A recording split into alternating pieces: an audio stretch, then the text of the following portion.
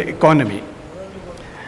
As we know that the Honorable CM has been guiding us in the recent times with respect to what should be the economic regions and how the development should be viewed at. Now this particular session, as we all know, is on the urban and rural connectivity. I'll cover under two parts, and the first one being on the urban and followed by the rural or the state level kind of perspective.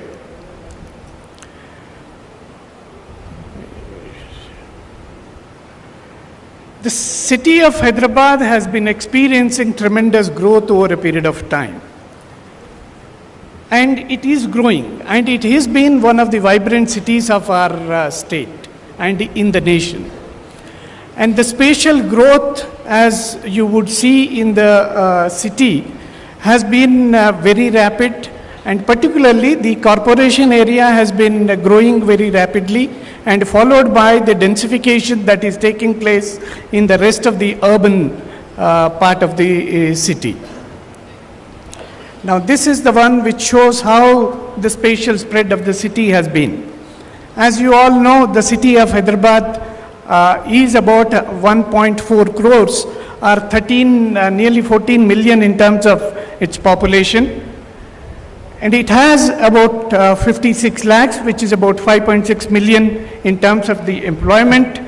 And the number of registered vehicles in the city are 92 lakhs. Now the reason why I am pointing out these numbers are, it is these numbers which dictate what could be the potential travel demand in the place. In terms of the supply, the city has about 69 kilometers of metro system now. It has about the major roads of nearly 6,000 kilometers, and in terms of the lane kilometers, they are about 15,000. Overall, about 1.53 crores in terms of the demand is what is being generated in the city, with a per capita trip rate of about 1.1. Now what this particular picture shows to you is how the city is experiencing in terms of the interactions. Now at a city level, you have about 1.5 crores in terms of the demand, whereas how city is interacting. Now nearly 3.5 crores is the total interactions in terms of the vehicles the city is experiencing. Of this, 10% is the through traffic when we look at the passenger traffic.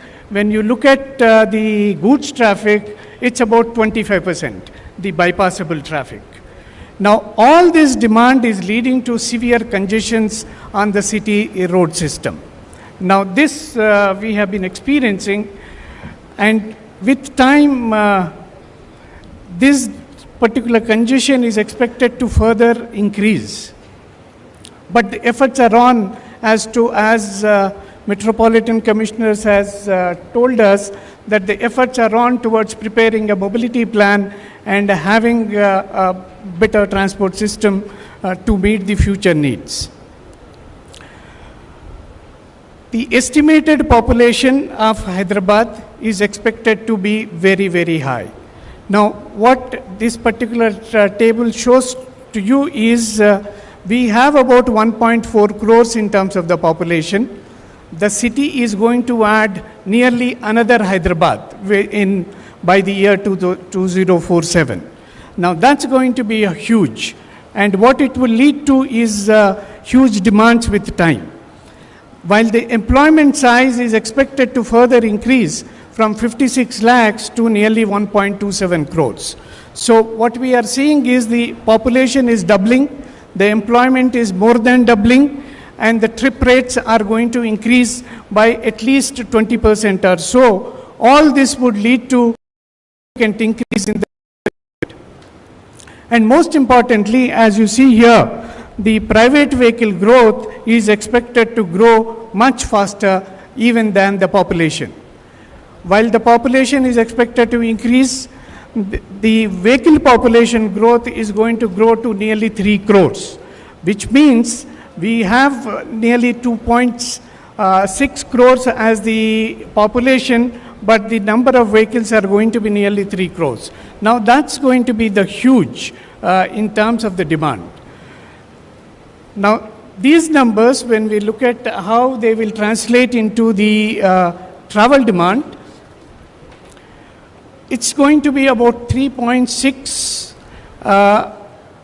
crores population, the passenger trips per day are going to be generated. Now the 2.6 crore population will generate about 3.6 crores person trips, and they have to be met. Now, if we don't do anything in terms of our transportation system and the planning, what it could lead to is the current 28 kilometers speed on the network is going to get dropped to about 22 kilometers. And unless and until we put together serious interventions, things are not going to happen. We have been working, and we have been very fortunate to have been working with HMDA under the leadership of Metropolitan Commissioner Sir, Sarfaraz Sir, and we have been having extensive interactions. How is that we can reduce the travel demand? How is that we can contain the trip length? The efforts are to re-densify the corridors along the metro systems and also along the rest of the transportation corridors. By doing so, we will be able to contain the demand, and as a result of which, we should be in a position to enhance the speed to about 42 kilometers. Now, one is the part of the internal travel demand. The other one is the external travel demand. If we see, it's going to be, again, as I said, it's going to increase in leaps and bounds. And all this would require a transportation system which is of multimodal in nature, cutting across several modes, and this is what you would see. We require about over additional 333 kilometers of metro system from current 69, which means city will require to have about 400 kilometers of metro system. City also requires an exclusive bus rapid transit system of nearly 220 plus kilometers, and we require exclusive bus lanes. What we mean to say, exclusive bus lane is we should give priority to the public transport system of nearly 320 kilometers.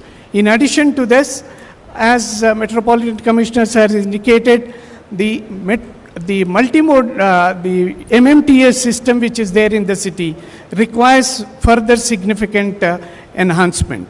In addition to this, the public transport routes and their rationalizations are required to be done, and also the hierarchical road system we need to bring in place. In addition, several elements of other multimodal transportation plan include putting together the terminal facilities, logistic hubs, and number of such things.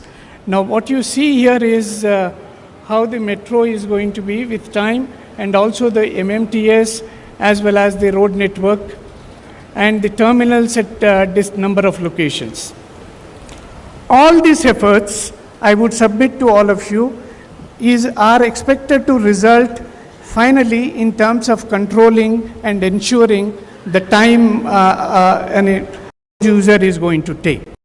From a 38 kilometers, which was there in the year 2016, the average speed on the network has dropped down to 28, and these interventions cutting across modes potentially can lead to we having an average trip length of or the average speed of about 40 kilometers or so.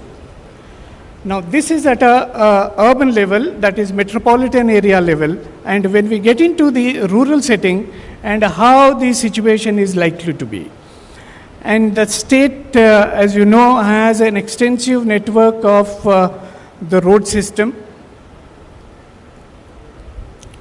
of nearly about 34,000 kilometers, and with nearly 50,000 lane kilometers in terms of the supply. I don't know. One very important thing which all of us should certainly note is the level of the growth of motorized vehicles at a state level, we are going to add about 1 crore, about 10 million additional new vehicles in the, it is what has happened in the last 10-15 years. That's about 1 crore new vehicles got added. And all this has led to the kind of desire and the travel that you see here. What I want to inform you is over 1 crore regional trips are getting generated of the passengers. Nearly 21 lakh goods trips are moving on the state road system. And all this leads to the having the kind of travel time contours something like this. What you see here is how far that one can travel with the current kind of transport system within 2 hours of travel. And what it would mean is we will take about 2 hours 30 minutes or so, 2 hours 10 minutes to Nalgonda currently. And this and for in different directions. Now our effort and as per the vision is to ensure that how do we control the travel times of the people and enhance the functional efficiency of the road system.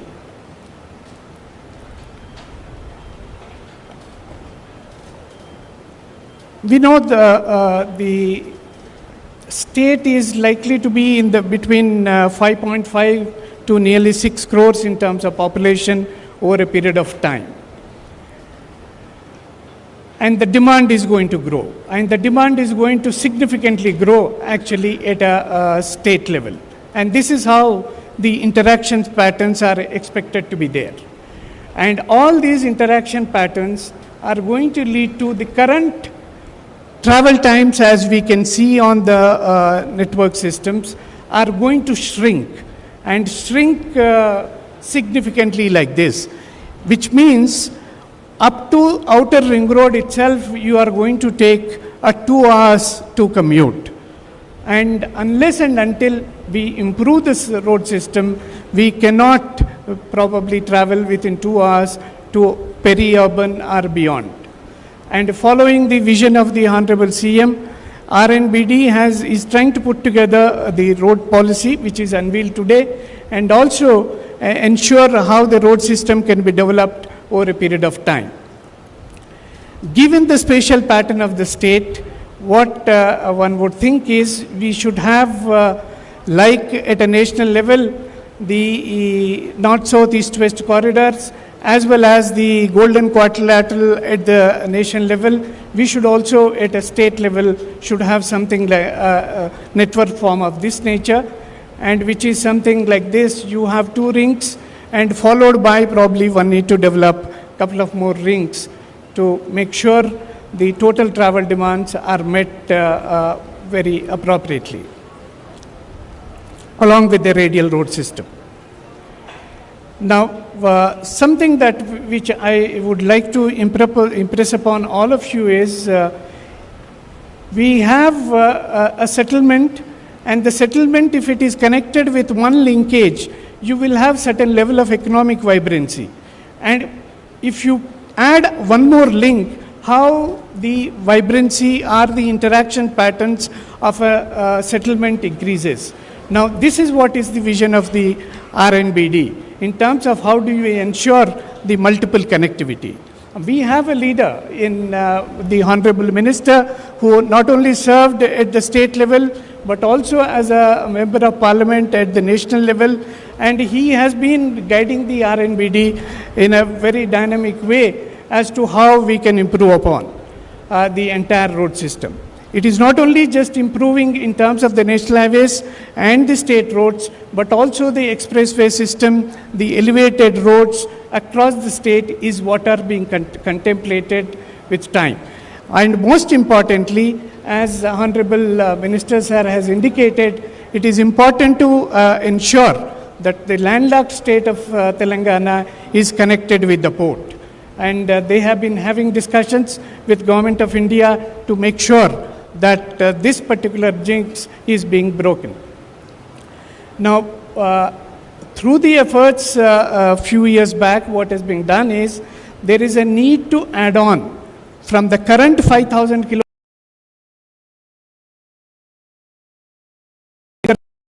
to nearly 2,000 at minimum. And also the state roads will require to be added by additional nearly 3,000 kilometers. So in addition to that, the department is contemplating to make sure how our road development program is being put together. And this is similar to the kind of NHDP that's there at a national level. The rings, the north, south, east, west, as well as the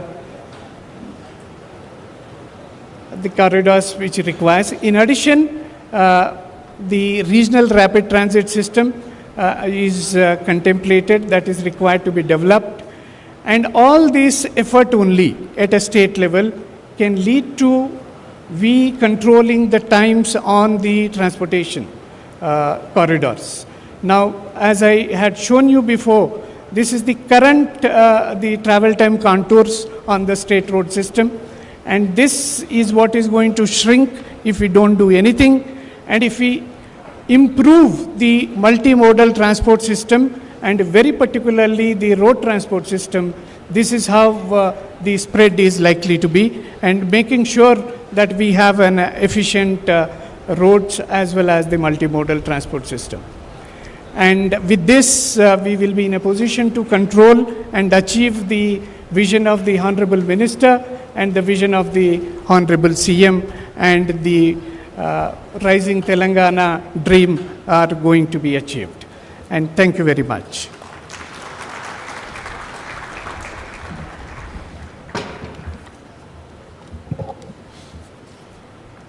Thank you, Dr. Raju. I think if there are any questions, we'll take it in the end because of paucity of time. May I now request Dr. Manoranjan Parida. He is joining online. Dr. Sagar? No? Not possible? Okay. So we are unable to kind of connect him on online. So I will now request Mr. Rahul Gupta, our next panelist. He is Additional Director General, Ministry of Road Transport Highways, and Secretary General of Indian Road Congress.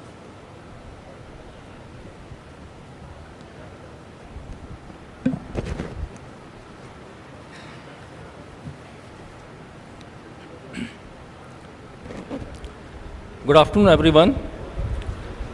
Honorable Minister, R&B, Government of Telangana, esteemed dignitaries, distinguished guests, learned fellow infrastructure visionaries, delegates, ladies and gentlemen. I am here today not merely as an administrator of road standards, but as a messenger of a transformative possibility.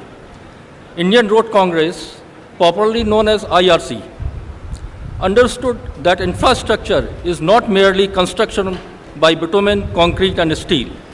It is the muscle connecting opportunity to those who have been historically distant from it. I will take you through how design and construction technology can be the critical nexus that transform thinner glass which vision from aspiration into live reality for every citizen, whether they reside in the vibrant heart of Hyderabad or in the villages of rural Telangana. As explained by Mr. Vikas Raj, Special Chief Secretary, in his presentation, the Government of Telangana has committed extraordinary resources for infrastructure development in the state. It is an acknowledgement that genuine development requires intentional bidirectional flow of capital, flow of knowledge, and flow of opportunity across the rural-urban continuum. Yet I must speak candidly. Money alone does not transform infrastructure. Timely execution, quality, and intelligent deployment of technology determine whether the roads become catalysts for equity or monuments of. This is where the design and construction technologies play a crucial role. Just I move forward, I will just take a few minutes to explain about IRC. What IRC is? The Indian Road Congress was founded 91 years ago, and tomorrow we will be celebrating its 91st anniversary. And it was founded with a singular vision to advance the science and practice of road development, ensuring uniformity in design and construction practices across the nation. Till date, we have published 275 standards, specifications, code of practice, and manuals covering every critical dimension of road, bridges, tunnels, traffic management, and safety engineering. Since its inception, IRC has become a catalyst for systemic transformation. We convene engineers and policymakers. We standardize practice. We disseminate knowledge. Today, IRC is not merely a repository of technical standards, but it serves as an architect of advanced. Its codes and standards forms the backbone of all road sector contracts issued by all the road development agencies in the country. These standards govern the quality assurance plan systems, ensuring that public investment translate into durable and high-performing infrastructure assets. We will be showcasing all these aspects during the annual session of Indian Road Congress in the month of November next year, which will be held under the leadership or the presidency of Mr. Mohan Naik, the Engineer-in-Chief of R&B Department in Hyderabad.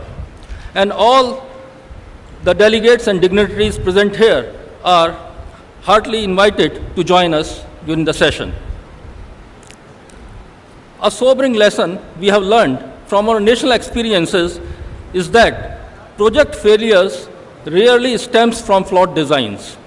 They stem from deficiencies in the implementation, from poor construction quality, from absence of detailed method statements, from a culture that treats execution as secondary to the design. Here is what I wish to emphasize. The application of uniform quality standards must be carefully contextualized across Telangana, a stratified economic model. A high-volume highway code appropriate for pure corridors may prove impractical for low-volume rural roads. But this does not mean that accepting lower quality standards in the rural roads. Rather, we must develop what I call a simplified digital standards. Standards that are absolutely non-negotiable on quality outcomes, on material adherence, on structural integrity, and on durability, but that offers flexibility in implementation complexity. The realization of rural-urban integration demands a foundational shift, a transition from intuition-based analog workflows to data-driven digital intelligence, ensuring parity in planning and maintenance capabilities across the stratified economic zones. In context of Telangana, imagine a scenario. A standardized precast rural bridge in Adilabad district can be virtually monitored by urban planners and engineers based in Hyderabad. Structural health can be accessed remotely. Failures can be predicted. Maintenance operations can be optimized. The physical distance gap that has historically meant that rural infrastructure receives less sophisticated management stands erased through technology. Artificial intelligence amplifies this transformation. AI is projected to boost construction productivity by up to 20%, significantly reducing delays and cost overruns. But beyond productivity, considered AI's safety applications. Integrated with disciplines, IoT sensors, and computer vision, artificial intelligence can transform roads into dynamic systems that learn and adapt, proactively identifying and addressing the root causes of road accident. That is a public health crisis that demands our urgent attention. One of the most profound shifts in how we approach infrastructure is development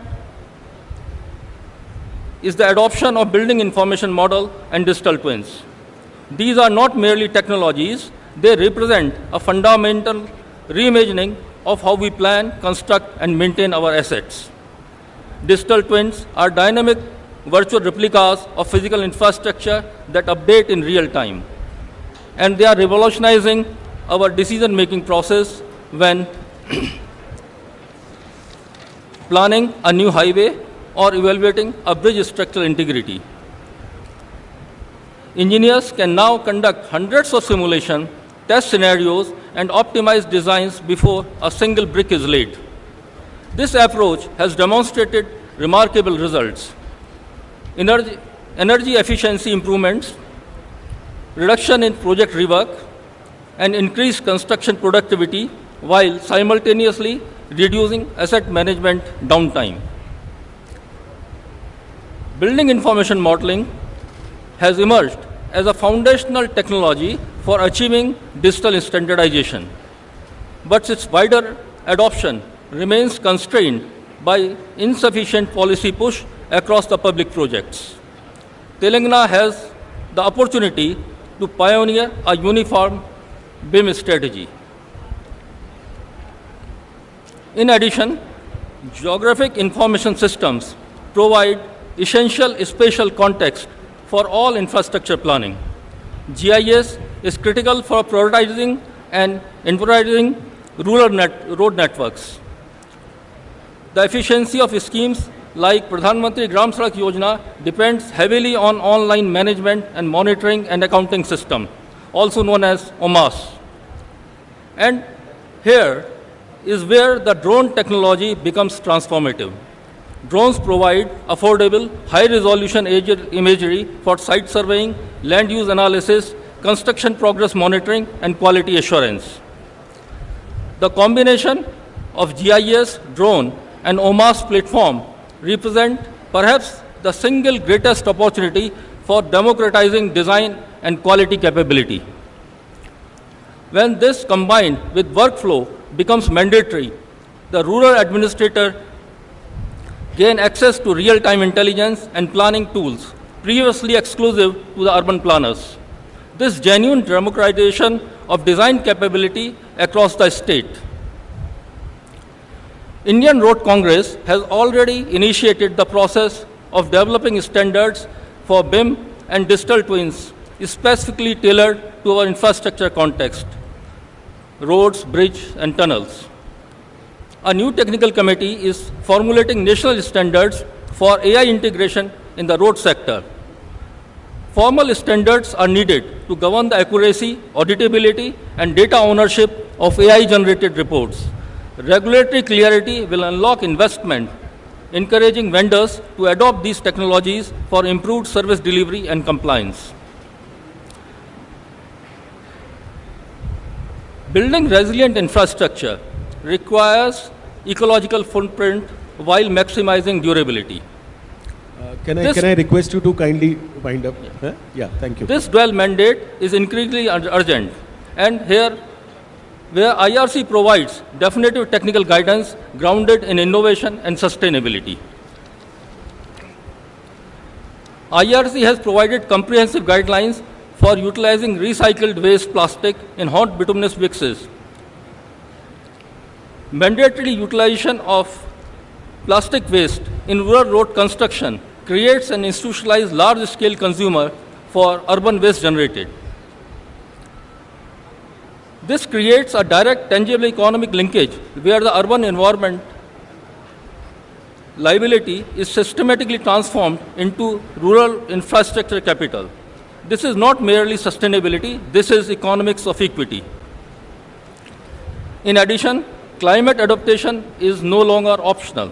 This involves mandatory hazard mapping, identifying hot spots vulnerable to excess heat, flooding, cyclones, and designing resilient measures.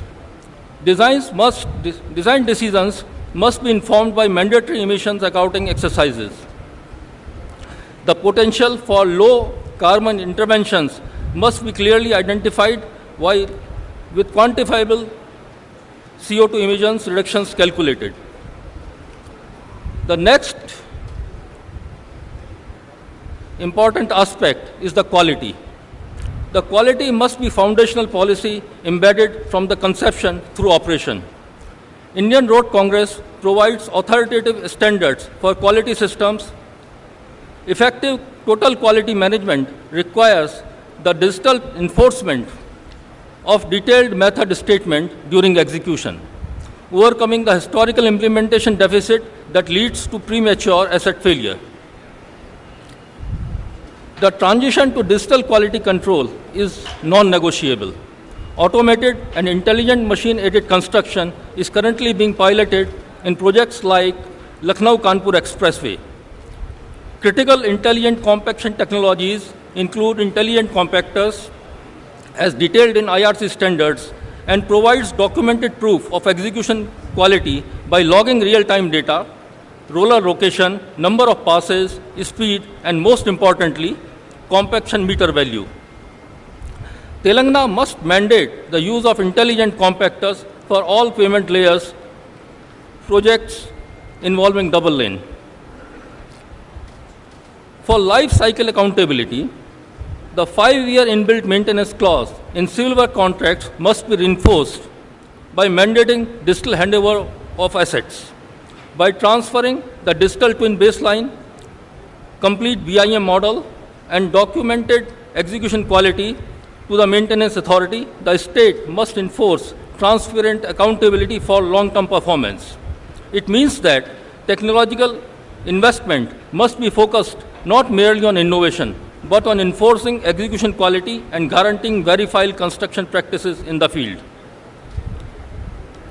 The transition to advanced construction requires profound overhaul of technical education across the state.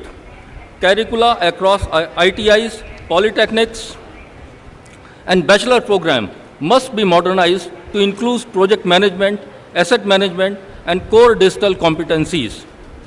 BIM modeling, drone operations, GIS mapping, and photogrammetry must be integrated not as advanced electives, but as foundational competencies across all technical training institutions.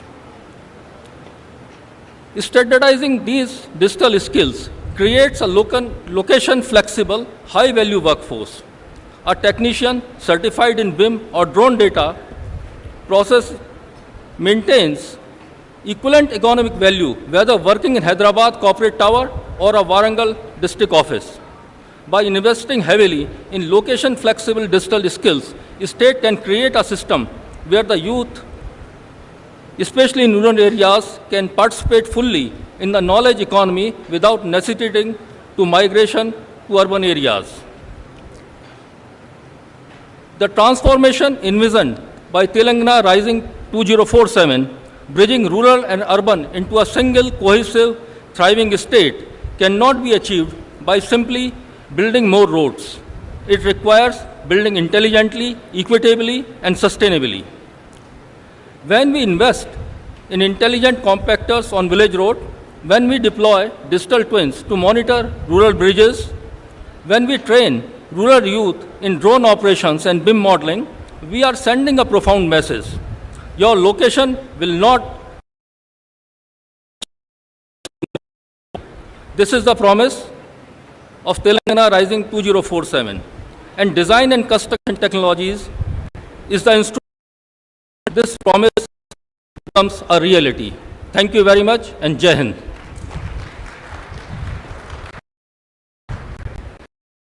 Thank you so much. So now, may I now request Mr. Srinivas Ganji, Director, Mrs. Arcades, Hyderabad. You can probably continue.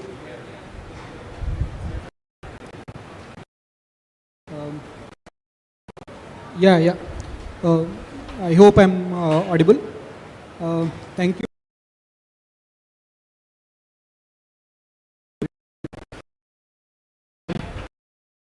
I was actually very fascinated by the goal set by the Honorable Chief Minister in terms of moving from the current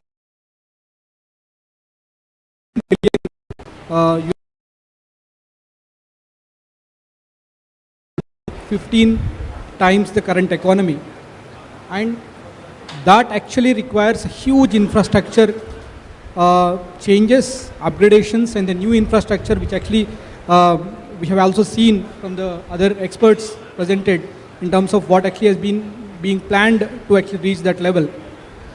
And what I want to stress here is the need for very strong digital backbone or the technology foundation for completely managing this asset life cycle for this infrastructure, and also to sustain this infrastructure, and also to have these operations well maintained and then well serviced for actual outcomes.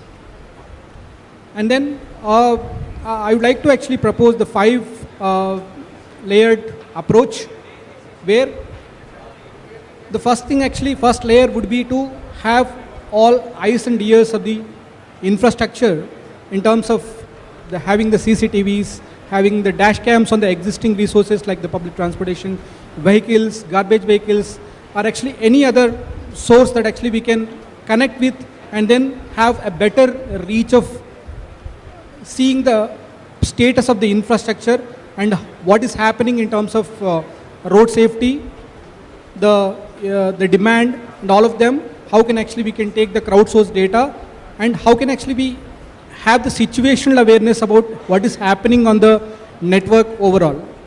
That's the first layer.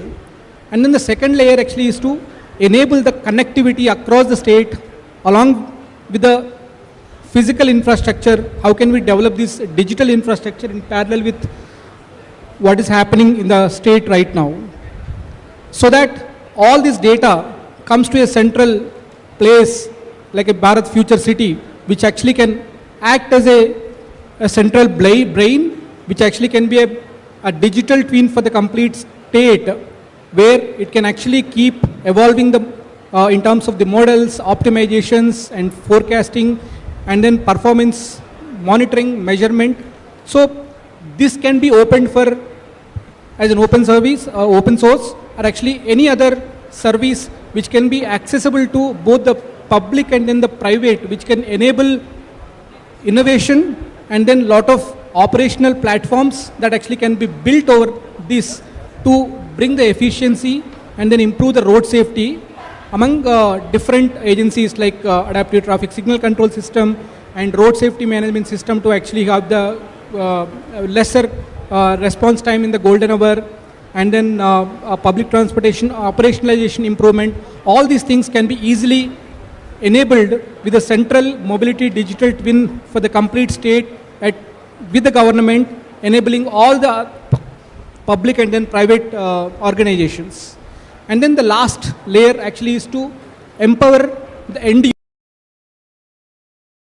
service, and then having a multimodal integration, not just actually with the physical infrastructure, but also having a seamless mobility experience, not just for the people within the city, but actually also to the level of a person like residing in the village. How can we actually enable him and then connect with him with the digital connectivity, and then help him for the seamless mobility experience, not just actually them, the logistics also. So this is how I propose that we should actually have this 5-layer approach to have a very strong, efficient, sustainable and safe infrastructure possible, which actually can support this 2047 vision of Telangana rising. And this is very much important, because if you have seen the outer ring road actually was formed like more than 10-12 years back, and then this has resulted definitely a very good economy for the complete, maybe for the state as well as for the city. But at the same time, it actually is taking away almost 60 deaths per year, 65 deaths per year. And how can we improve the safety or actually reduce this loss of lives while having the economy boost? I think that is more important. So that's what I wanted to propose on having a very strong digital backbone for the mobility for the state. Thank you so much. Now, may I now request Mr. Chetan Patel, he is a CEO of Texture Ahmedabad, to speak on the subject IT, ITS and road safety. Yeah.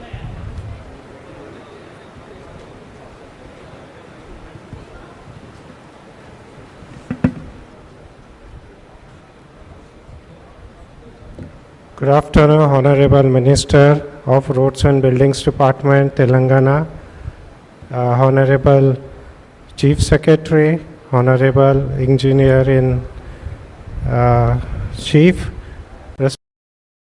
and all the topic is basically it's how can we take Telangana for a Vision Zero state. Vision Zero means what? It is zero fatalities and zero severe accidents. That should be the ultimate goal for the road safety that we should aim for. So that is where, in fact, I would like to highlight how we can transition to achieve the Vision Zero.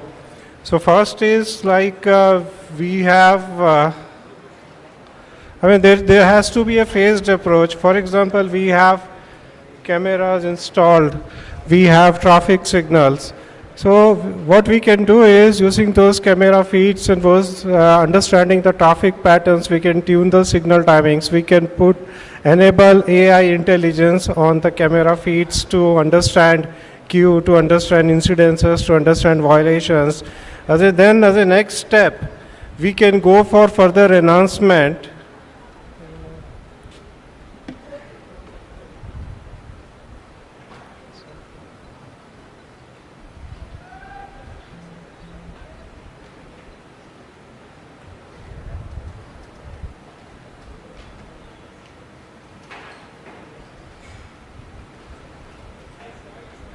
Okay, then as a next step, we can go on further enhancements, like whatever the signals we have, we can go for adaptive traffic management system. We can go for deeper analytics on the camera feeds to understand the traffic signal violators, speed violators, and based on those, we can create a predictive models to understand who can be the future people who can basically get involved into accidents.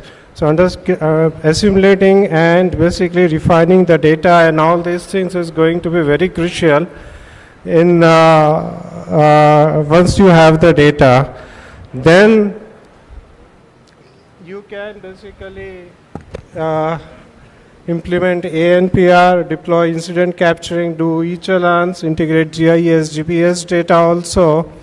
So this is basically the next phase of approach once you have implemented cameras, signals and everything.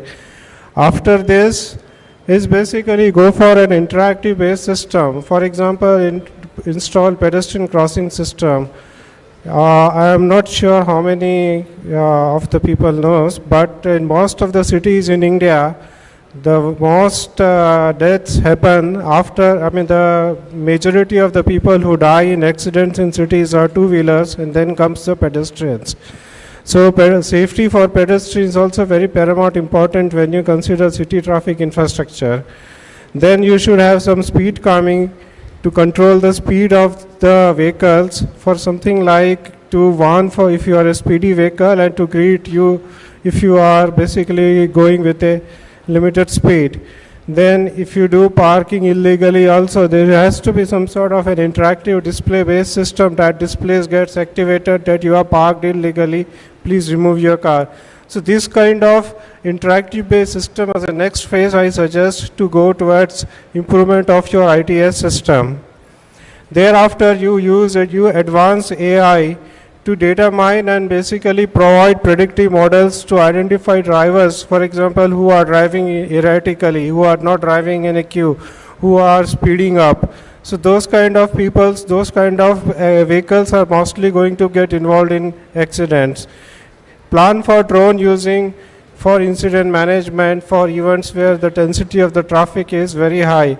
I give you an example. If the drone has to be available or used, there was a massive traffic jam in MP sometime back, in some couple of months back, and a person has died of a heart attack because he could not get the medicine. So if you have something like a drone kind of a system, you can deliver basically some critical medical accessories, medical assistance to people who are stuck up in the traffic also. Then also parking plays a very important role in ITS also, because almost every one of us who live in cities, and especially big metro cities, spends over like 50 to 100 hours every year to find the parking place. So geomap your parking places, identify parking places you have, and provide them in a digital platform so that citizens who drive can easily find the parking space. So this saves the fuel as well as saves the time also. Then along with the fiber optic network, now we have 5G networks, then 6G networks will also be introduced in the coming future. So use this kind of a network based thing also to integrate your IT equipments, integrate your road traffic equipments with the command and control center. That would be easy versus laying out fiber optic. Now, what would be the future is basically is a V2X or CV2 cellular vehicle to anything, which is where every major country is doing pilot projects, and India is also not far behind. We maybe I think in couple of months, as MOT releases a guideline, we will be India will be doing pilot projects on C2V, is basically connected vehicles and connected vehicles to infrastructure, road infrastructure. So this is the ultimate roadmap for right now that is envisioned across the globe to achieve Vision Zero. And this is how basically you have vehicles connected, you have this. Now we cannot leave behind the vehicles which are basically not having those kind of an instruments called onboard units, because CV2X or V2X requires a roadside unit that connects to your ITS infrastructure like signals, pedestrian signals, speed calming systems, and also there is an onboard unit gets fitted into your vehicle and gets associated with your vehicle sensors and vehicle data. So like for old vehicles which, for example, which have dashboards, so has cellular connectivity, you can basically and not having OBU integration feasibility, you can integrate the data from basically roadside unit to cloud, and from cloud pass that data to the dashboard of the vehicle. So let's say if there is a wrong way vehicle coming in your way, the sensors will immediately inform that data to roadside unit. From there, the information goes to cloud and comes to your dashboard that there is a wrong way vehicle coming ahead. So please drive carefully. And for those vehicles which doesn't have even a dashboard, they are old vehicles, so you can have some sort of a smartphone based facility for integration. So this is how basically you will connect all the three variants of vehicle types that exist on the road with connected technology.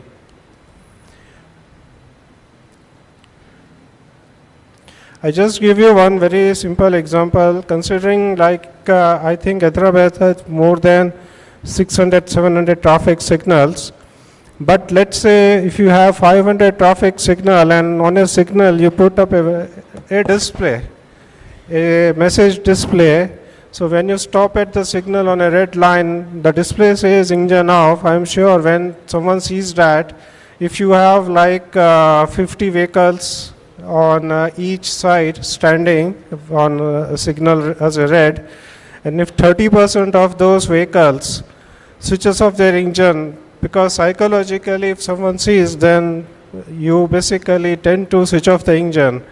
So that means 22,500 vehicles have switched off their engines, translating to 3,15,000 hours of fuel emission saving. So you can imagine that this translates to how much reduction in pollution. Also, just a simple thing of switching off your engine on a traffic signal. So maybe next time when you stand at the signal and the signal is red, switch off the engine. It will help to contribute saving environment and fuel also. And this also means that this can be something like the fuel consumption of approximately 100,000 vehicles every day traveling in Hyderabad city. Another simple thing is basically that's a human psychology. So just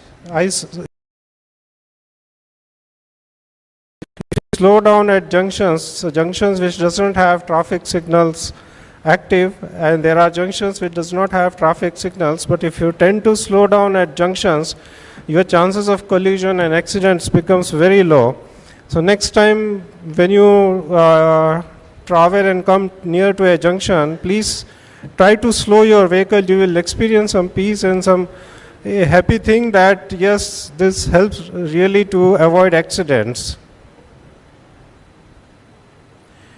So in fact, one of our road safety project has also been recommended. Basically, it was a World Bank assisted program, and it was such kind of project was recommended in more also road safety practices in India. And also, lastly, no Vision Zero or future of Vision Zero can be achieved if public participation and in fact their active involvement is not there. So public awareness, continuous education, sense of responsibility to follow traffic rule is also very must. So this is again, we just not just relying on the systems and the infrastructure, but it is also our duty to basically adhere to the traffic laws. That's all. In fact, I would like to show you a very small video, and in fact, Honorable Minister or Honorable Secretary, sir, I think he said about lots of highways coming up, and as you have highways, and there is a lot of maintenance activity. There are basically, I will show you for one video that has saved many lives very recently. It was on 26th of November. So can you please play the video?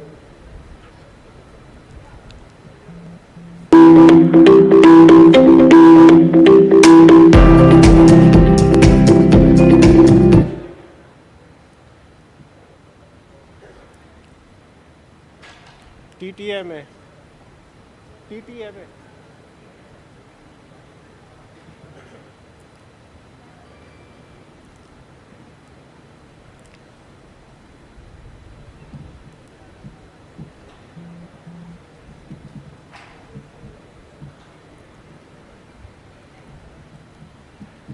It's a very short video, few seconds only.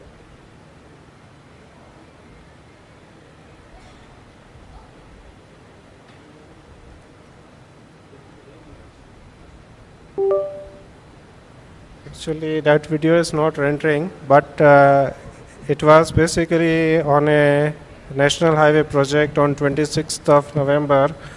It's on a 4-lane road. One lane was closed and for maintenance, and they were setting up work zones. And unfortunately, there was a car. Basically, the driver has slept in the morning at 9 o'clock. And he has basically accelerated the vehicle. I mean, pressed his foot on the accelerator, and there was a device called TTMA. So in just 3 seconds, that vehicle was coming in very fast mode, something like 110, 120 speed. In just 3 seconds, basically stopped the vehicle, absorbing all the energy. And if that equipment was not there, you could have imagined there are 48 basically people on that lane working. So if a car with speed of 110 goes over 48 people, how many fatalities can happen? So this, Mr. Patel, can we wind up now? Here, Yes. Can we wind up, please?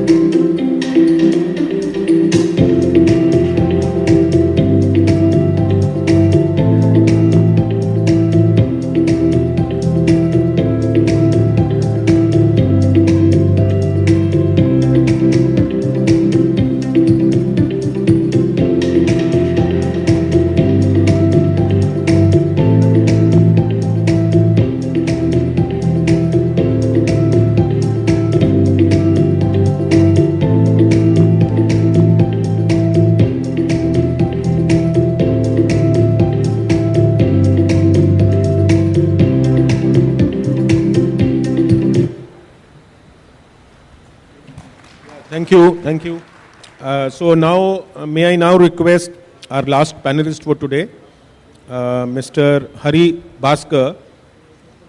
He is Manager Investment Operations, South Asia, Asian Infrastructure Investment Bank, China, presently based in Abu Dhabi. Yeah, please. Yeah. Yeah. You can speak from there. Yeah, yeah. Yeah, yeah. Hello. Thank you. Good afternoon, Honorable Minister, Special Chief Secretary, Metropolitan Commissioner, and all the dignitaries. Honored to be here. Thank you very much for the opportunity. I know I am the last man standing between you all and a delayed lunch. Taking a lot of importance of infrastructure, technology-enabled infrastructure, the road safety, and the policy and all that. So a little bit about the bank. I represent the Asian Infrastructure Investment Bank, which is a multilateral bank like the World Bank and the Asian Development Bank. This bank is a new kid on the block. We started like 10 years ago, around 2016. India is the second largest shareholder of the bank and is the largest borrower or beneficiary, I should say, from the bank. And most of the money from the bank in India goes to the transport sector. We have been working very closely with many states, and we have done, for example, rural roads in Gujarat, Andhra Pradesh, Madhya Pradesh. We have done highways, ring roads in Chennai, secondary roads in Assam, orbital roads in Haryana, metro projects in many states, in Chennai, Bangalore, Mumbai, Kochi, and RRTS, Delhi Meerut RRTS, in our 10 years of operation.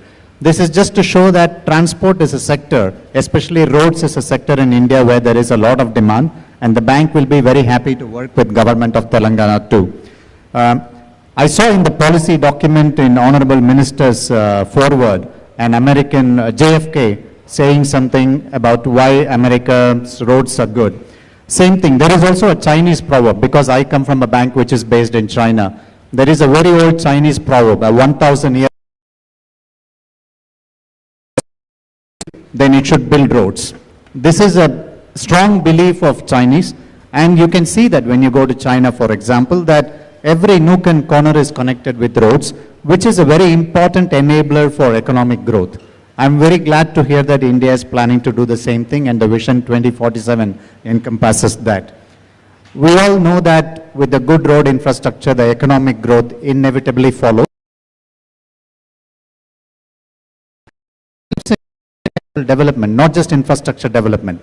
As a development bank, we believe that just developing infrastructure alone is not adequate. You have to develop the human capital, by which we mean the education and the health infrastructure, which will all follow if we have a good road network. So I'm very glad to be here to discuss about the roads. And the topic that I have been given is to talk a little bit about program approach rather than a project approach. Why program? Why not project? Actually, a program is not very different from project because it is just a string of projects put together. But at the same time, the key objective of a program is to ensure that the outcome is achieved rather than just an output. In a project in which you build like 30 kilometers of roads, the output is to build just the 30 kilometers of roads. But if you have a program like, say, a Bharatmala, or if you have a program to connect highways to all the major cities in Telangana, then the outcome is to ensure connectivity, not just to build that 200, 300 kilometers of road or 1,000 kilometers of road. So it is a very outcome-driven approach, this program. That's why program approach is extremely important. And if a project, if it goes beyond a certain size, it becomes very difficult to manage. But at the same time, if it's a program which has a group of projects, then it can be managed better. You can have a program director, you can have project directors for various projects under the program, so that the program can be managed better. And I spoke about the outcome. Also, it's very important, whether we like it or not, all these assets, the road assets, are going to face the brunt of climate change. Yeah. We are not going to be able to do much for climate mitigation as a road sector, but we are going to face the consequences of the climate adaptation. Yeah. If we don't adapt, if these assets don't adapt well to the consequences of climate change, it's going to be a problem. When you do such a large road network as a program, then you can ensure that the climate resilience aspects are taken care of into the whole program. But if you do the program into 20 different projects, instead of approaching it as a program, Some projects may have some good climate resilience approach, some projects may not have it. So it's very good to ensure that if you have a program, all the climate resilience aspects are built into the design so that it can stand the test of time. So I can keep talking about why a program approach is much better, but these are some of the aspects why program approach is better. And also at the end of the day, you will have to assess the impact of the program or the project that you have done. When we do it as a program, it gives you a holistic approach. It enables us to assess the impact or to evaluate the impact of the program. From the financing point of view, because I'm from a bank, we financiers, I'm not just talking about the multilateral development banks like us, World Bank or ADB, even domestic financiers, even NABARD-like financiers, would very much like a programmatic approach rather than a project-based approach. So I think it will be relatively that much easier for the state to get financing if you can develop programs rather than just individual projects.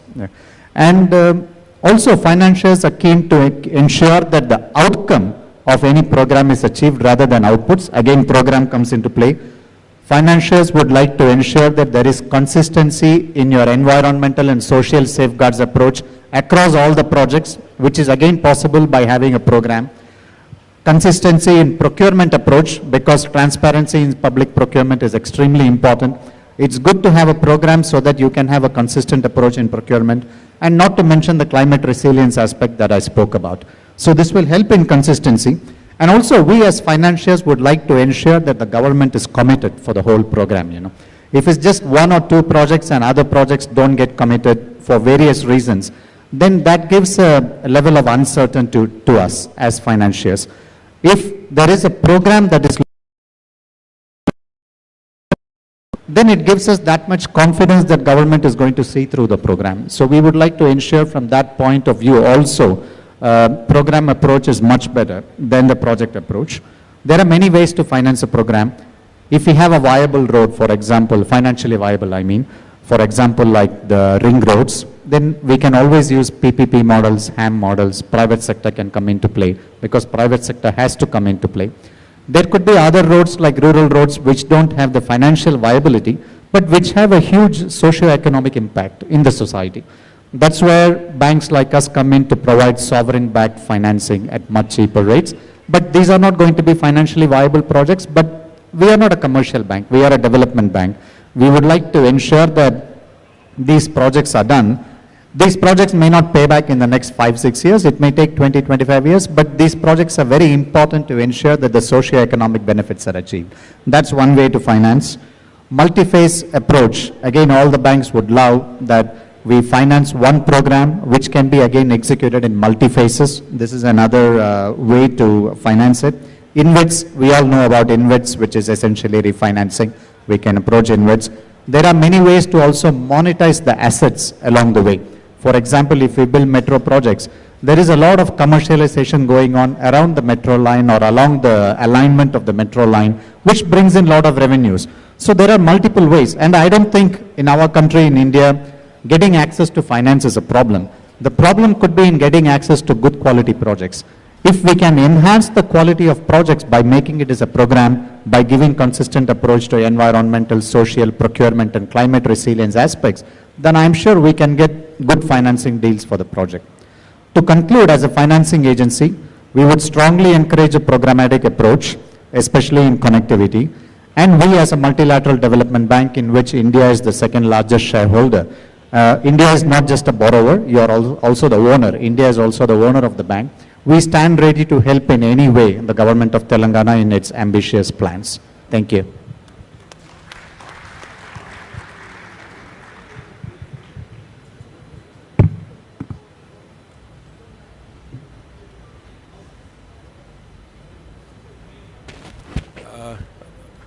Thank you, Mr. Bhaskar.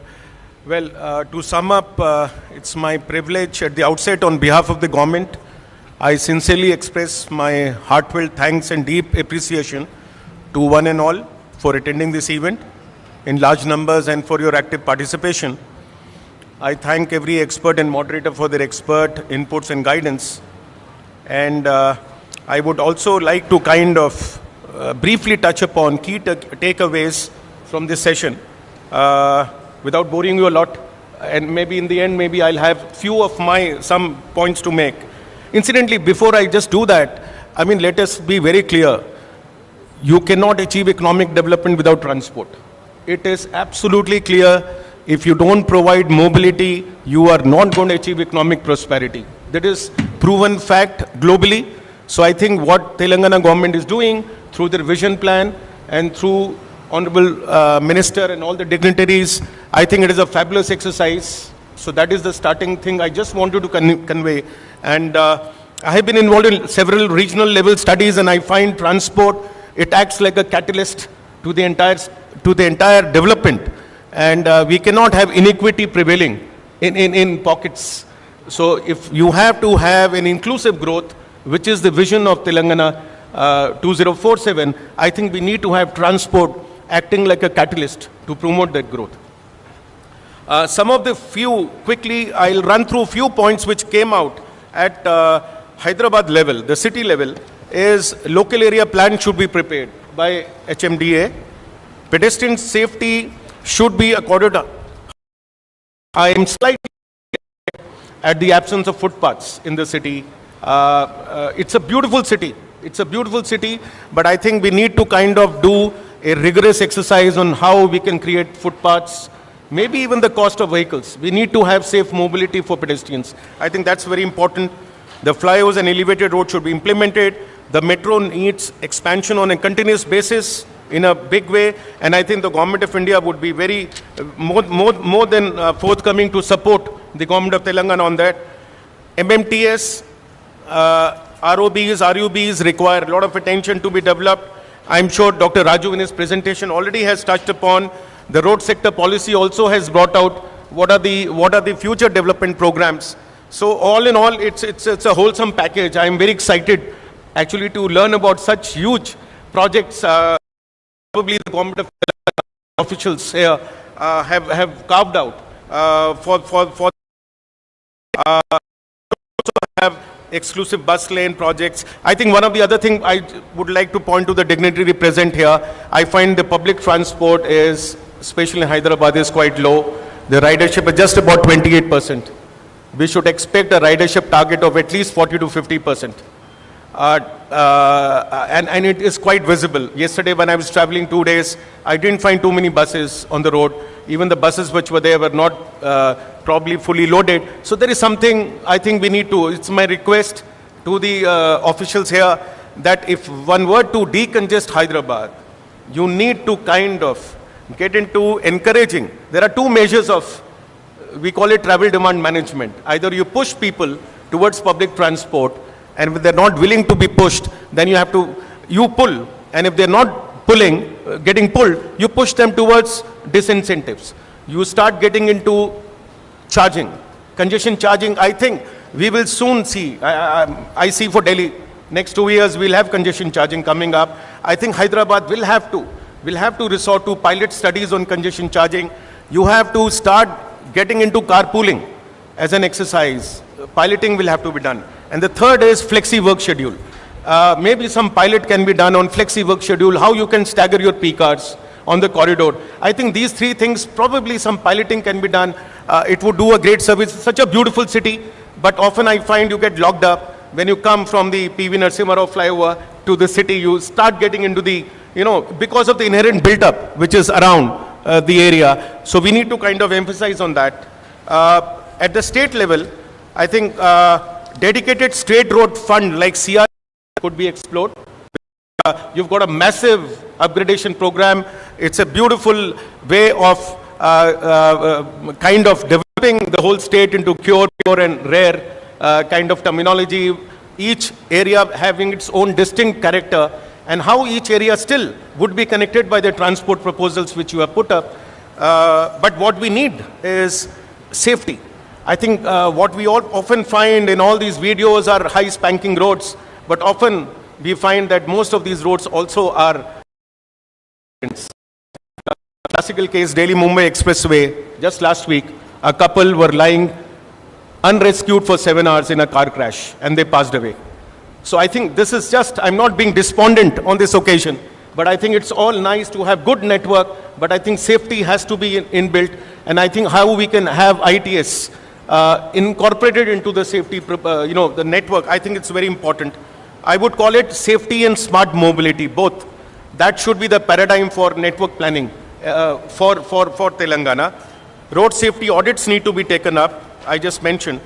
Regional ring road is a beautiful concept. You have ORR, which is a fabulous network which we all rode on to the venue. I think regional ring road, again, I am assuming it's going to be as fabulous as OR. But I think we need to kind of ensure, my simple philosophy is that if I'm coming from a region and approaching a core area, I need to have speed zoning very clear. I should know that I am coming into a congested area. The vehicles need to speed down. The vehicle need to slow down. And I think that is where the ITS through enforcement can come in. We need to start calming traffic as you keep coming towards the core area, because I think the pedestrian safety has to be paramount in the built-up area. I think that is the essence which it can create. Ring road should be implemented priority. ITS project, my colleague panelists have re-emphasized very interestingly. I'm sure some pilots would come. What you have shown here, connectivity, the Hyderabad core has been taken up. Inter-district connectivity should be accorded high preference. All national highways should be upgraded to 6-lane, partially access controlled highways. I'm sure they are finding their voice in the road sector policy document which was unveiled by the Honorable Minister here. So I'm also a logistics person. I've been teaching logistics for the last 30 years. I think while we do recognize passenger mobility is important, it's equally important to have freight logistics in place. And I think this is a concept of city logistics which you need to adopt for urban area, for Hyderabad. You have fantastic e-commerce demand. We don't plan for e-commerce sector. We don't plan for quick commerce. Same problem is happening in Delhi. So we need to kind of become proactive, start looking into where we need to plan the dark warehouses, where fulfillment centers will come, where micro delivery hubs will come, what kind of management strategies for urban freight will have to come in the cities. I think that probably is an aspect which probably could have been more highlighted. As far as urban mobility, already Dr. Raju has presented, we need to kind of scale it up. Metro expansion plans are on. Public transport, bus-based will have to be there. And I think long-term BRTs and other proposals in any way are finding their footprint into it. So all in all, I think I am extremely happy and excited to come here. I would once again would like to, because of paucity of time and lunch, I'm just trying to rush up to kind of conclude with the parting comments. I thank you again. It's a beautiful vision document. All the efforts are excellent. And I think now probably is the time to implement those projects. So I'm sure detailing will happen with due diligence. Yeah, thank you so much. Thank you so much, sir. Hello. Hello, check. Hello. Hello, check. Thank you so much, sir. May I now request Shri Komatreddy Garu, Minister Garu, to present the felicitation mementos to our speakers.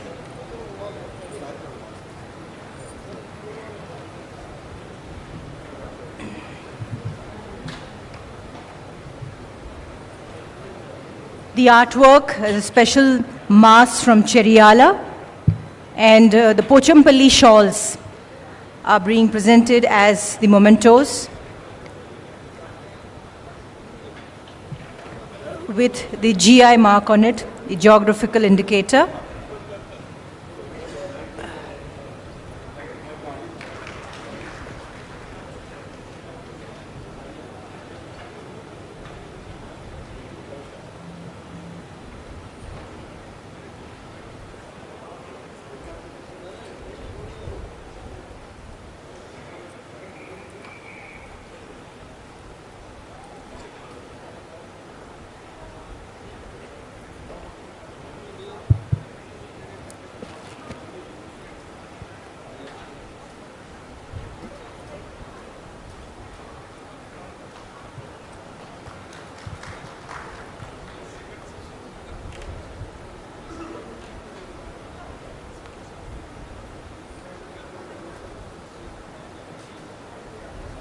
Memento of appreciation from our Minister Shri Komatreddy Venkatreddy Garu to all our speakers for having conducted this wonderful session.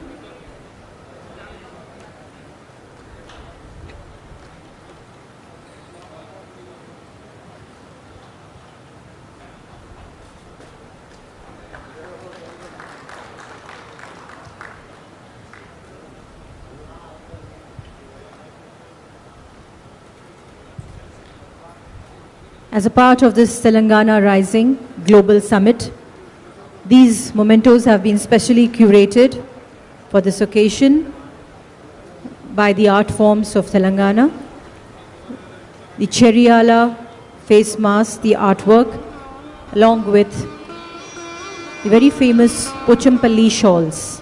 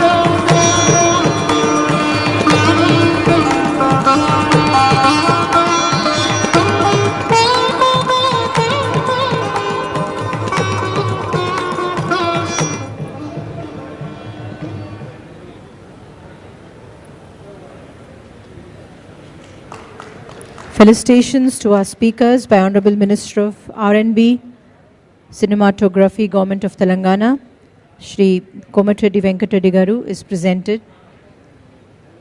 is being presented by the memento and the shalwa. May I now request Mr. J. Mohan Naik, ENC R&B Department, Government of Telangana, to render the vote of thanks.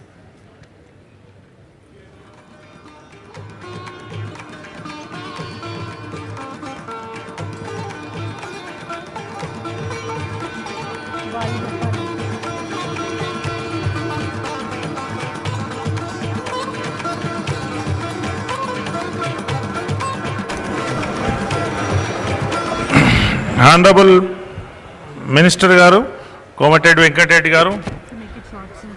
Garu, Special Chief Secretary Vikas Raj Garu, Sarfaraz Garu, Metropolitan Commissioner, distinguished speakers, delegates, representative and industry from industries, ladies and gentlemen. As we come to close this enriching and thought-provoking event, it is my proud privilege to propose the vote of thanks at the conclusion of this highly successful global summit event on connected Telangana integrated transport and urban-rural connectivity. At the outset, on behalf of the Telangana government and R&B department, I extend our deepest and most respectful gratitude to the Honorable Chief Minister Sri Revanth Reddy Garu for his exemplary vision in leading the state towards sustained prosperity and long-term well-being of Telangana and its people for decades to come. We are deeply honored by the gracious presence of our Honorable Minister for his valuable presence and clear guidance, direction and inspiration. As you all know, we have several legacy issues and hence we are hard-pressed to deal with issues of major concern. For the first time, with the guidance of Sri Vikas Raj, Special Chief Secretary, under the leadership of Honorable Minister Komatreddy Venkatreddy, the R&B Department has formulated a policy aligned with Honorable Chief Minister's Sri Revanth Reddy's vision for planned and systematic road development, advancing the Telangana Rising Vision 2047. We are conscious that this is only the beginning. We place on record our deepest gratitude to Sri Vikas Raj, Special Chief Secretary, whose personal presence, close monitoring and hands-on guidance at every stage of the event were instrumental in ensuring its flawless execution and grand success. I express my Sincere thanks to Sri Sarfaraj, Metropolitan Commissioner HMDA, for his constant guidance and supervision in making this program success. We are deeply grateful to all our eminent speakers, panelists and session chair for sharing their insightful prospective technical expertise and practical experience. Your contribution have truly elevated the quality of discussion and enriched the learning experience for every participant. I thank all the officers, engineers and staff of R&B department for preparing the road sector policy, for work tirelessly for the last 15 days, day and night, with unwavering commitment and team spirit to ensure the flawless execution and grand success. Our sincere thanks to all the delegates and participants who joined us from various parts of the country and beyond. Your enthusiastic participation, engaging questions and active interaction made this summit truly dynamic and meaningful.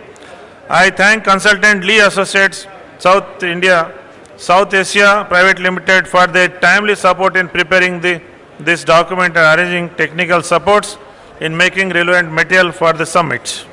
We also thank the media partner, logistics team and all service provided for their valuable support in amplifying the reach and ensuring seamless arrangements. As we conclude, we are confident that the knowledge shared, network built and ideas exchanged over this session will translate into meaningful action and future collaboration. Once again, thank you all for being a part of this Telangana Rising Global Summit. We wish you safe travel, continued learning and great success in all your endeavors. Thank you one and all. Jai Hind, Jai Telangana. Thank you. Thank you so much, Mohan Garu. May I request the members, the delegates of the next session, the official members from Speed to please come towards the dais.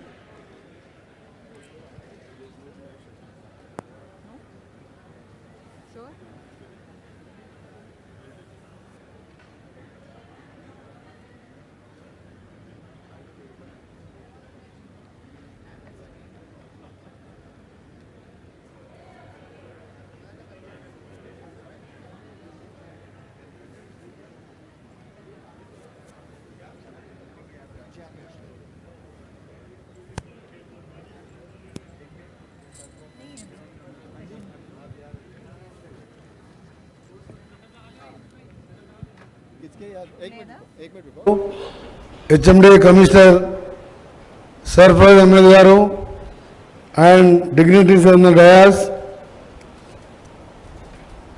and all my guests. Telangana is not just growing, Telangana is rising. I am honored to stand before you today at the Telangana Rising Summit, a platform that celebrates our state's determination, its progress and its future. Roads form the backbone of any progressive economy, and as we take giant leap to make Telangana 1 trillion economy, Telangana, my department is committed to connect all the mandal headquarters with a double lane road to the district headquarters, from there to state capital Hyderabad. You might ask, how is that relevant to Telangana growth story? Well, it is good. Connectivity ensures arrival of industries in rural area, acting as pull factor, as a push factor. Rural labor and manforce gets access to a origin of employment, more disposable income, leading to more revenue.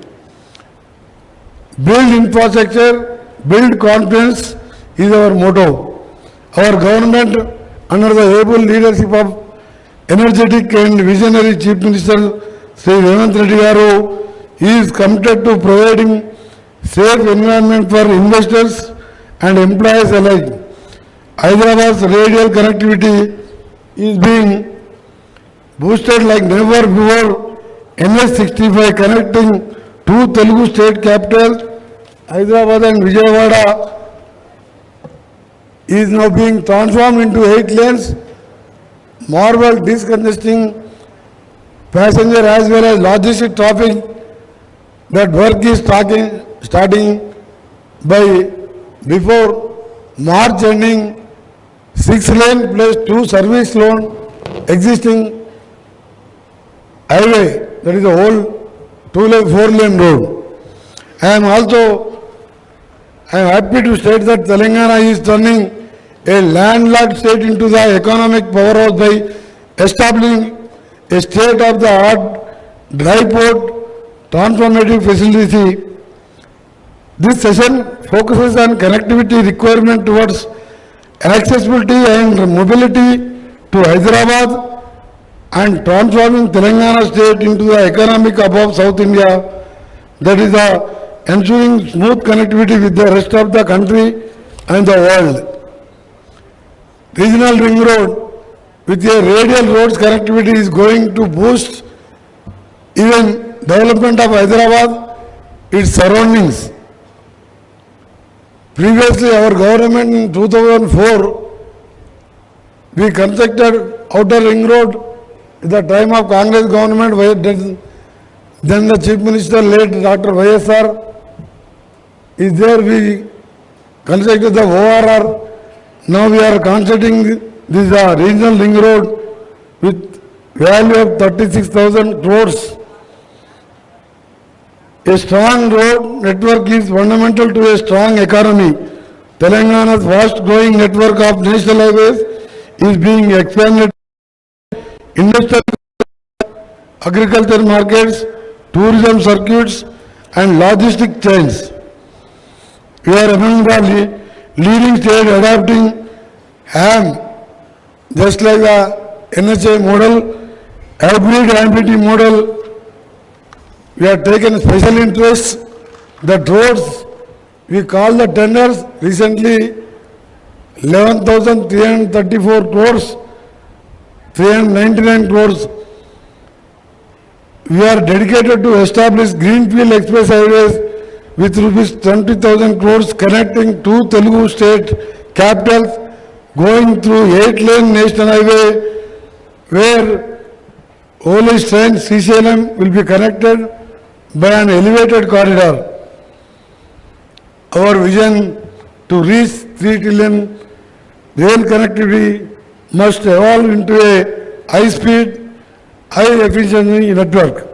Further, I have to state that as a MP during 2009 and 23, I have good association with Honorable Union Minister Sri Nitin Gadkari ji.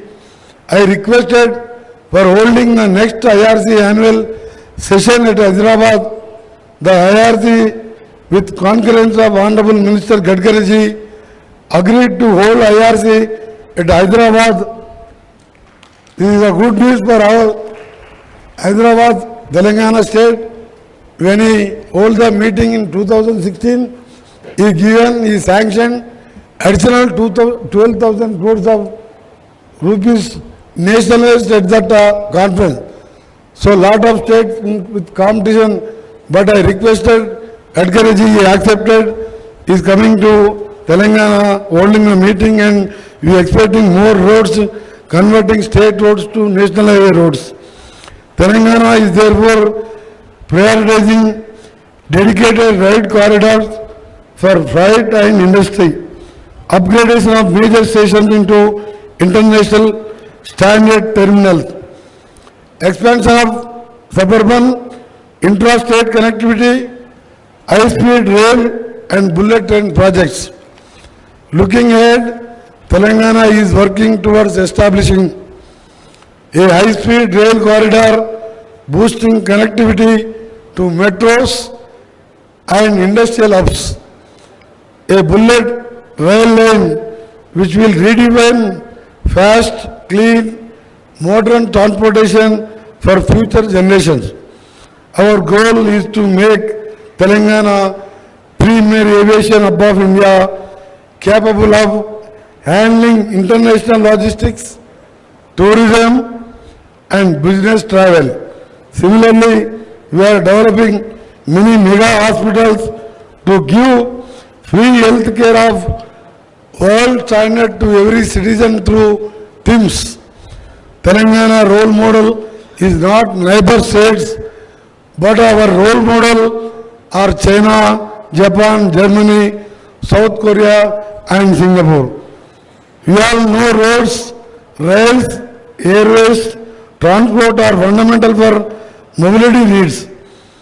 Therefore, I sincerely seek active participation of all of you. Towards this, I request Professor Sanjay Gupta ji to conduct the panel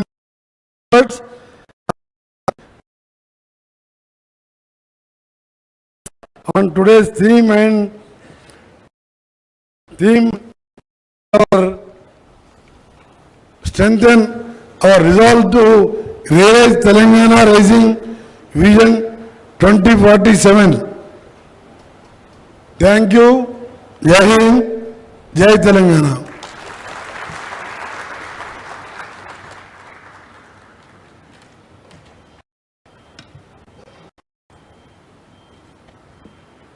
Thank you so much, Honorable Minister Sir, for giving overall perspective and giving many pointers for our